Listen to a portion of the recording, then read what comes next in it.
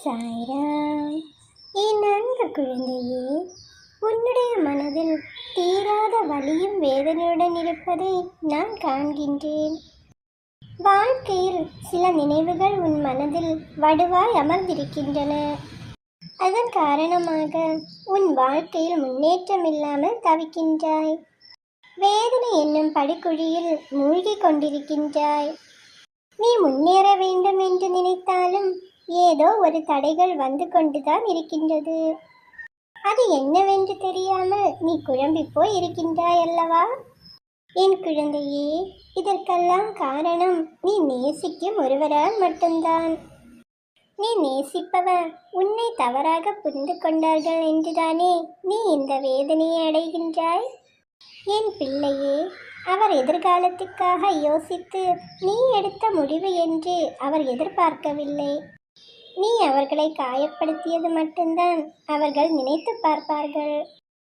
அவர்களுக்கான சூழ்நிலைகளை புரிந்துதான் அந்த முடிவை நீ எடுத்தாய் என்று அவர்களுக்கு புரியாது. நீ எதிர்பார்த்தபடி அவர்கள் இருக்க வேண்டும் என்று நீ நினைத்தால் நீதான் காயப்பட்டு நிற்பாய். என் குழந்தையே, எதற்கும் நீ கலங்காதே. நான் உனக்காகத்தான் இருக்கின்றேன். நான் கண்டிப்பாக உன் வேதனைகளை தீர்த்து வைப்பேன்.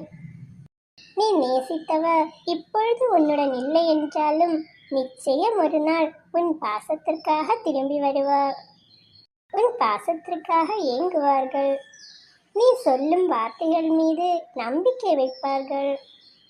உன்னை முழு மனதுடன் நேசிக்க தொடங்குவார். இதுதான் இறுதியில் அவருடைய நிலைமையாக மாறப்போகின்றது.